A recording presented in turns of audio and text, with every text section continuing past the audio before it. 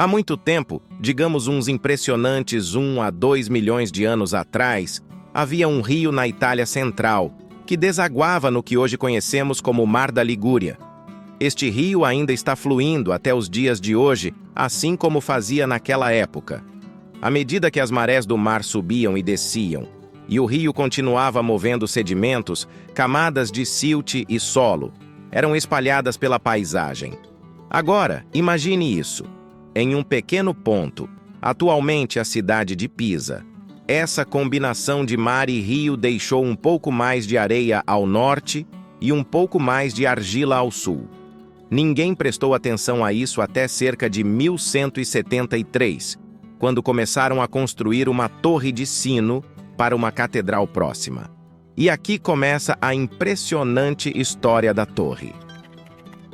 Por algum motivo peculiar, os humanos adoram coisas como a Torre de Pisa inclinada. Há algo cativante em uma estrutura gigantesca aparentemente desafiando a gravidade, com sensação de que aquilo irá cair a qualquer momento.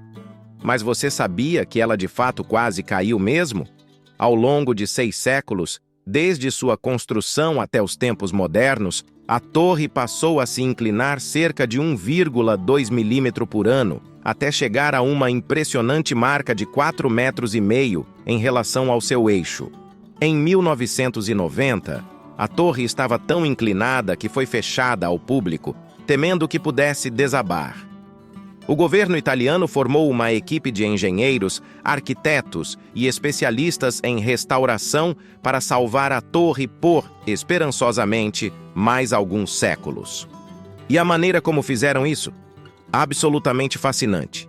Em 1990, a torre tinha uma inclinação de cerca de 5,5 graus. Mas aqui vai um fato divertido. A inclinação não é uniforme em toda a sua altura. Essa inconsistência nos permite rastrear a história da inclinação mesmo antes de ser monitorada. A construção começou em 1173 e até 1178, um terço estava concluído. Guerras medievais causaram uma pausa na obra. Quando retomaram um século depois, a torre já estava inclinada.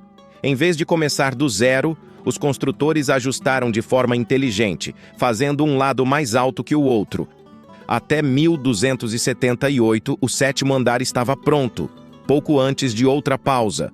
Um século depois, adicionaram o campanário, com ajustes de inclinação intencionais. Historiadores, estudando essa linha do tempo de construção e a inclinação, estimaram quanto a fundação assentou ao longo do tempo. A primeira medição registrada em 1817 mostrou uma inclinação de 4,9 graus e continuou inclinando mais. A nova comissão, cuja primeira tarefa foi entender a situação, perfurou buracos, testou o solo e até construiu um modelo em escala da torre para testar seus limites. Quais foram suas descobertas? A torre estava à beira do colapso. Em 1993, estimou-se que o solo mal podia suportar o peso da torre. Em 1989, uma torre semelhante em Pavia desabou, então a comissão teve que agir rapidamente. Eles instalaram um sistema moderno de monitoramento e estabilizaram temporariamente a torre com um anel de concreto e 600 toneladas de chumbo funcionando como um contrapeso. Não era bonito, mas funcionou, reduzindo a inclinação pela primeira vez na história. No entanto, a comissão almejava mais alto. Eles substituíram os pesos de chumbo por 10 âncoras profundas.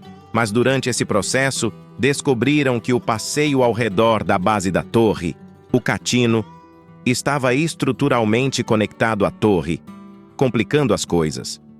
Quando parte do catino foi removida, a torre inclinou perigosamente.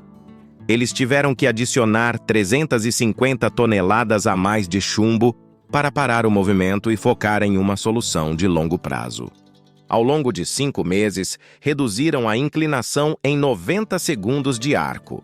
Encorajados, perfuraram 41 buracos, removendo 38 metros cúbicos de solo ao longo de um ano.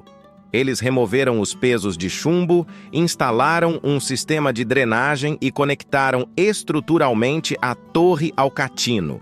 O projeto reduziu a inclinação da torre em meio grau, voltando ao estado do início de 1800. Mas eles não a endireitaram completamente.